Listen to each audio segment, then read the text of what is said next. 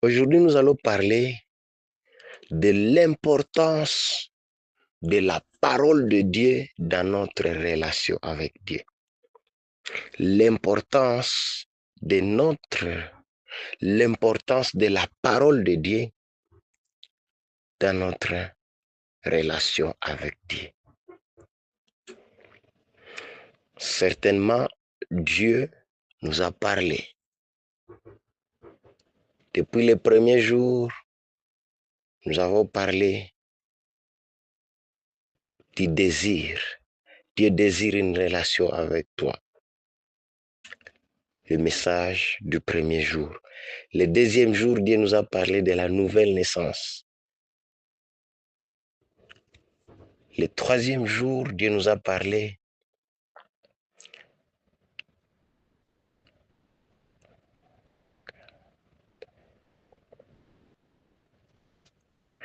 de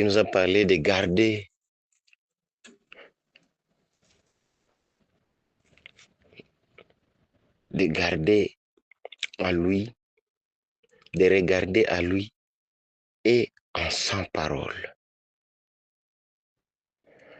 Le quatrième jour, Dieu nous a parlé de la marche dans l'obéissance.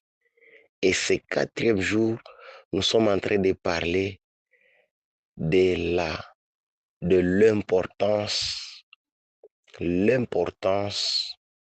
la parole de Dieu dans notre marche et dans notre relation avec Dieu.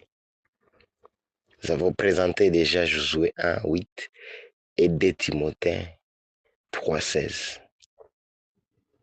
Nous serons en train de tourner sur 3 choses pendant que nous serons en train de parler de l'importance de la parole de Dieu dans notre relation avec Dieu.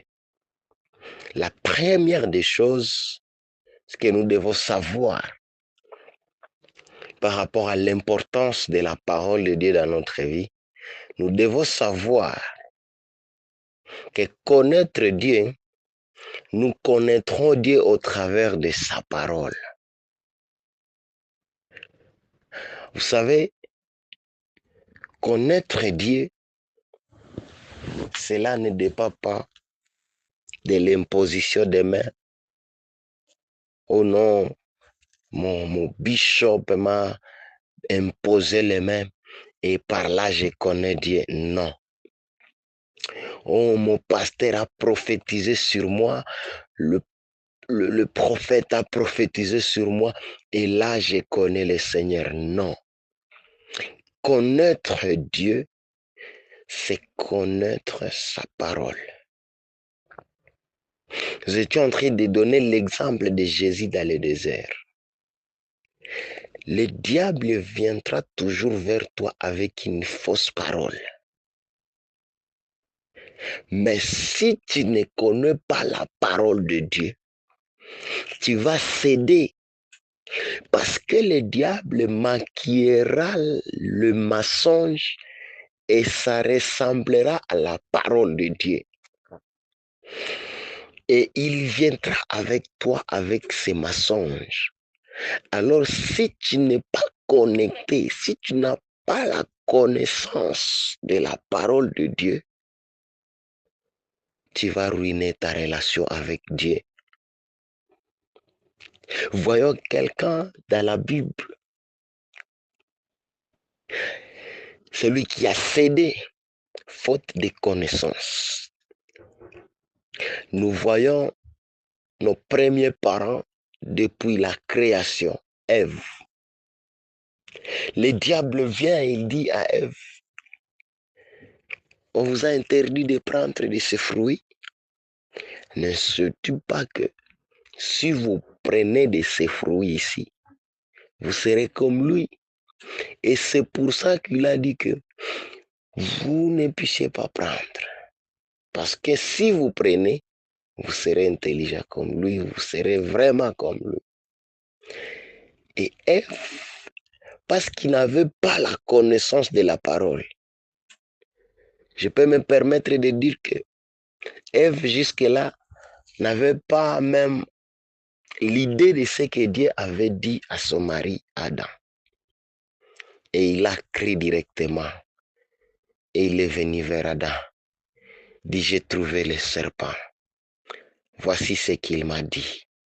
Et il m'a donné et j'ai mangé. Bien-aimé, à certains niveaux, tu désobéis, non pas parce que tu veux, mais parce que tu ne connais pas. La Bible nous dit dans Osée que mon peuple périt par faute de connaissance. Alors, si nous avons la connaissance de la parole de Dieu, notre relation avec Dieu sera concrète et efficace parce que nous avons la parole de Dieu. Écoute, la Bible dit, celui qui est en vous est plus fort que celui qui est dans le monde, la parole de Dieu. Cette parole est capable de déplacer les montagnes. Cette parole, c'est Dieu lui-même. J'aime la Bible dans Jean 1. Il dit, au commencement était la parole, et la parole était avec Dieu, et cette parole était Dieu. C'est cette même parole qui a été faite chair et habitée parmi les hommes. Oh, bien-aimé, la parole de Dieu est parmi nous. La parole de Dieu, c'est Dieu.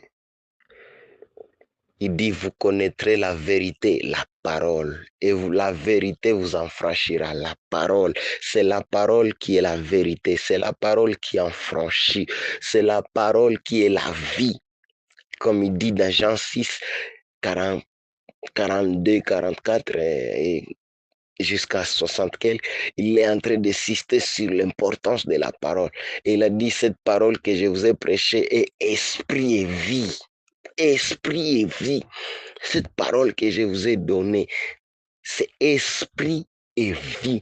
C'est pourquoi, quand l'auteur de Timothée était en train d'écrire ce chapitre 3, le verset 16, il a dit, toute écriture est inspirée de Dieu. Et les commentateurs de cette Bible, il a dit littéralement, toute écriture est soufflée de Dieu. Et soufflé de Dieu. Et les souffles de Dieu. C'est pourquoi il est évident, bien-aimé, que nous puissions vivre la parole de Dieu. Il a dit à Josué, bien sûr, je t'ai choisi pour amener mon peuple dans son héritage. Tu es le seul à qui je pointe du doigt pour amener ce peuple là où Moïse les a amenés, là où j'ai promis à Abraham. Abraham n'a pas connu cet endroit. Là où j'ai promis à Isaac, Isaac n'a pas connu cet endroit. Mais toi, Josué, tu vas prendre ce peuple, tu vas les amener. Mais à une seule condition, que ce livre de la loi ne se loin. Oh bien-aimé, je sais que cette année, Dieu a promis de marcher avec toi, mais je t'interdis de marcher avec Dieu sans sa parole, sans la connaissance de sa parole. Bien-aimé, sois ami de la parole de Dieu cette année, sois ami de la parole de Dieu. Bien-aimé, j'insiste, sois ami de la parole de Dieu. Parce qu'il y a des conditions et il y a des victoires. Il dit, afin que tu réussisses dans tes entreprises et que tu aies du succès. Oh là là, quel bonheur! Quel bonheur! Marcher dans la parole de Dieu, c'est la seule chose que je désire cette année.